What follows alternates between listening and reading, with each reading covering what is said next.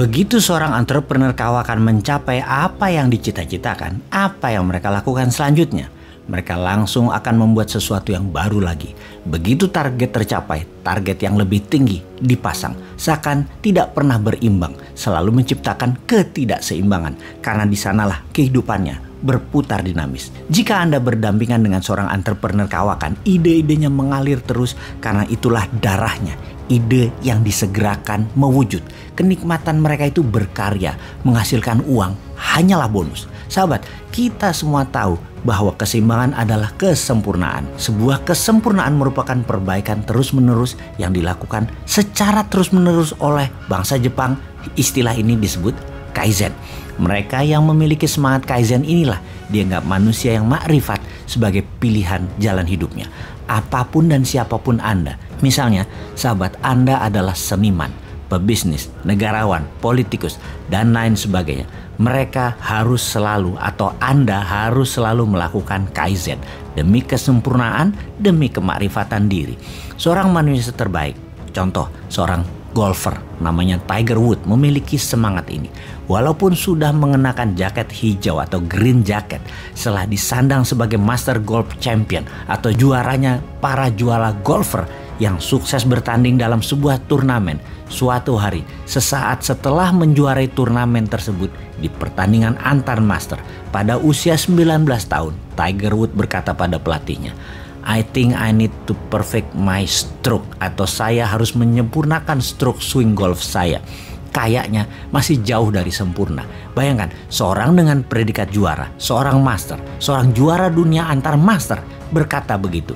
Kemudian selama 2 tahun Tiger Woods setiap saat menyempurnakan swing golfnya, di mana hampir dalam 2 tahun semenjak saat itu dia terus melakukan Kaizen terhadap pukulannya, hampir jarang juara di banyak turnamen. Namun ketika di usia 23 tahun Kaizennya mendapatkan hasilnya, maka sampai saat ini Tiger Woods pegolf terbaik di dunia. Swing bolanya jauh dan itu karena Kaizen.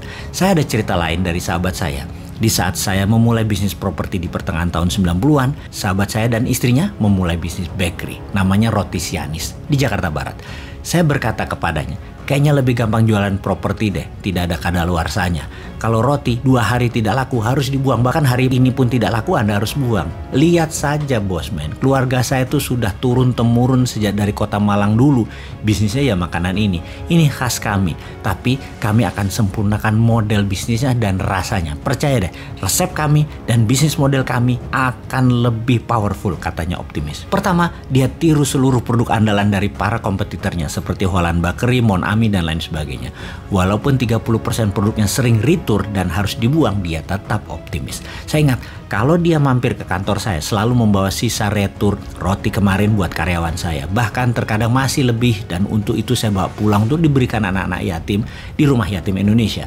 Beliau sering ke tempat saya karena salah satu hobinya adalah berbisnis alat berat seperti bulldozer, backhoe, ekskavator yang saya sering sewa untuk properti saya. Dia bercerita, 1 tahun pertama bisnis rotinya berjalan tersendat-sendat. Dia harus mensubsidi dari keuntungan bisnis sewaan alat beratnya. Namun, sejak di tahun kedua pertumbuhan mulai membaik, sehingga perhitungan dagang mulai impas dan semenjak di tahun ketiga bisnis mulai mengembangkan banyak kegiatan dari distribusi alat baru, ruang dapur lebih besar, hingga divisi penjualan yang menggunakan sepeda motor dan berjualan dari rumah ke rumah, langsung menjemput bola ke konsumen. Saya tanya, apa resepnya tumbuh segini cepat? Kemudian dia menjawab, ingat kan di awal-awal saya jualan masih banyak returnya. Lalu sisa retur tersebut sesungguhnya masih banyak dan layak dimakan yang saya kasih ke pesantren-pesantren, rumah yatim yang sering saya lewati. Lalu karena suka roti Sianis tersebut, lama-lama saya dapat ide. Saya ajak anak-anak yatim pengangguran dekat rumah yang di atas 17 tahun, saya buatkan SIM. Syaratnya gampang, dia bisa naik motor untuk menjadi penjual. Motor saya belikan DP-nya saja, dimana kalau motor lunas, motor tersebut saya berikan kepada mereka. Tapi belum lunas, masih pakai nama saya selama belum lunas. Tiap bulan mereka nyicil dari pendapatan mereka. Saya kasih 30% komisi dari setiap penjualan. Ternyata mereka bekerja keras. 1 hari rata-rata bisa 2 kali bolak-balik ke pabrik roti. angka 300 ribuan jualan per hari standar itu mah, katanya bangga. Kenapa anak yatim dan mantan preman? Saya tanya lagi. Dia jawab sambil tersenyum. Manusia kalau lapar, dikasih peluang, dikasih sarana hidup, dikasih kesempatan, ternyata mereka menjadi manusia yang amanah, jujur, dan pekerja keras. Saat ini, di bisnis rotinya, dia memiliki lebih dari 500 penjajah pengguna motor dan hampir tidak ada retur barang jualan tadi alias habis laku terjual.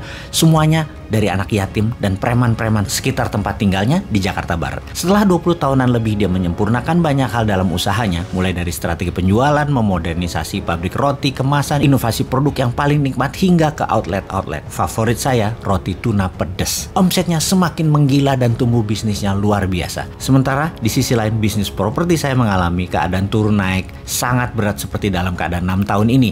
Jadi saya ingat katanya, cari bisnis yang masuknya susah atau difficult to entry. Karena pasti untuk sukses kita harus benar-benar master dan selalu melakukan penyempurnaan. Jangan masuk bisnis yang mudah dimasuki atau easy entry, karena kompetitor setiap saat bisa masuk baik dari pelanggan ataupun karyawan kita sendiri, dan karena mudah, hal itu membuat kita sering lalai.